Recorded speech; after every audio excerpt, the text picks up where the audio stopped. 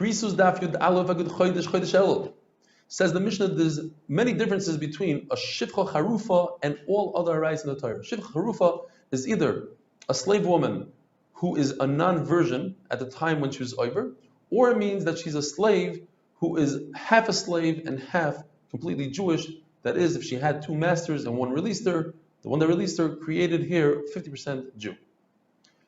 One afkamina is that by all arayos, there's a chatas for shogeg and kares for mezid. Over here we have an asham and a lav, and by all arayos, if there's mezid, both of them are mezid, both of them get malchus, and if both of them are shogeg, both of them bring a korban. Over here, only the shivcha gets malchus, whereas the man gets to bring an asham. How do we know that we're talking about malchus here? Because the pasuk mentions the word bikairis. Bikairis means malchus either because bikairis is a lashon of to read, and you read while you give a person malchus, you read certain psukim, or bikairis means to assess and evaluate. And while you give somebody malchus, you must evaluate how many malchus this person could actually take without dying. If the shivcha charufa is either a ketana, so she's potter, or she's sleeping, she's a nightness, even if the man is a gadol and he's awake, he's potter. Whereas in all other arayos, if the woman is sleeping or she's a ketana and the man is a gadol and he's awake, he's chayev. The Torah inserts bikoiris, the chiyuv that she has a malchus, smack in the middle of the pasuk that discusses the man. The question is why? Why don't we just finish saying what the man is chayev? He has to bring an asham, and then later on tell us that she gets malchus. The reason is to tell us that if the woman gets malchus, then the man brings an asham. And if she doesn't get malchus, for instance, if she's sleeping or she's a ketana, then the man is potter completely. As we said before, according to Rebbe Akiva, shivcha charufa means that she's a chatzi shivcha, chatzi baschar. Who's the man? The man could only be an eved ivri. That the master designated the shivcha charufa to him as a wife, so she's somewhat like and engaged to him, and that's the isser. Rebbe Elazar Yaakov also agrees to Rebbe Akiva that we're talking about a chatzi shivcha, chatzi baschar, and he just adds that typically we say dibra Torah v'lashon b'nei adam, that if the Torah says an interesting lashon, you don't make a diuk from it like by us. Havdei lo nivdasa. She was free but not free. But that's how humans speak. So don't darshan that she's a chatzi shivcha, chatzi baschar. However, since the same pasuk repeats itself and says kiloichu pasha, she's not free. So obviously, when it says V'avdei lo nivdasa, she wasn't free, the Torah over there is telling us that she's a chatzi shivcha, chatzi baschar, like Rebbe Akiva. According to Rabbi Yehuda, we're not talking about a chatzi shivcha, chatzi baschar. We're talking about a complete shivcha, 100%.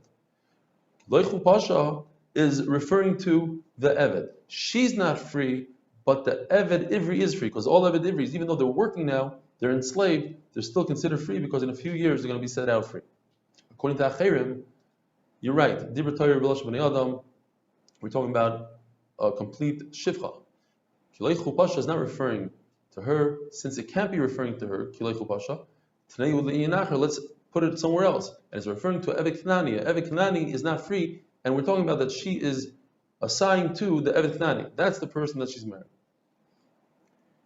There's something special or interesting halacha about a shivcha harufa that we don't have by all arayos. Shivcha harufa, the Torah says shivcha zera. It has to be a bia that's roi to impregnate her, and therefore hara, just the start of the bia, not a complete bia, or bia shalei kedarka, which can't impregnate her. There's a complete ptur, whereas in other arayos you are chayev. And Rashi sticks in the case where a man falls off a roof and is boiled somebody. It's not right to impregnate her, and therefore he has a ptur not just because of an oines, but because it's not included in shivcha zera. And with that we conclude the perek arba mechusri kapara. New perek. If they told a man you ate chaylev, even if it's an eid echad, even if it's a woman who told him, and he doesn't contradict them, he's chayav chatas, and for that we need a pasuk. It says, if it became known to him, he is chayav. If two people let him know, then of course he's chayav. So obviously the pasuk is talking about even the eid echad. If one witness testified that he ate chaylev and the other contradicted the first one, said he did not eat chaylev, So now we have a situation of a suffix, and the same suffix applies if one woman says the man ate chaylev and another woman said he did not eat chaylev. In such a case, in both cases, he has to bring a asham talui. If the baldavar, the man, says I never ate chaylev, then he's potter because it says hoida elav. It has to be known to him, and it's not known. He contradicts it. According to Chachamim, the person can contradict even two edim. So if two edim said you ate chaylev and he contradicts them, he does not bring a carbon. Ramesh says, what are you talking about? If two edim can make somebody, can be mechayiv somebody nisa, so certainly they could be mechayiv him a carbon.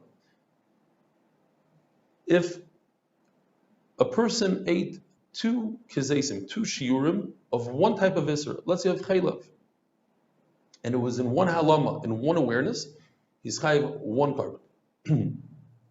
If he ate two kereisos in two separate awarenesses, he's chayiv two karbanos. But if he ate two kereisos of two different types of isurim, let's say one kereisos of chaylev and one kereisos of dam, even in one awareness, he's chayiv twice. If a person ate two half-kereisos, together they create one shir of an isser.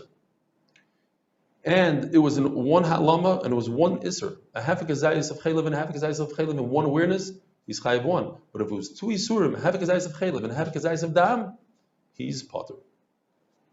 A woman who got married based on the testimony of a single aid who told her, your husband is dead, I saw him dead.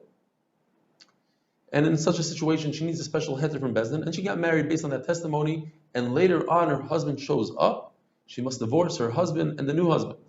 Why? It's a knas.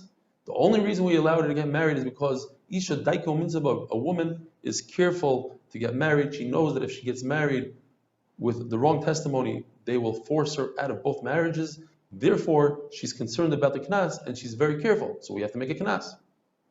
But if a woman got married based on the testimony of two edim, where you don't need a bezdin, so in that case she's a complete oinus.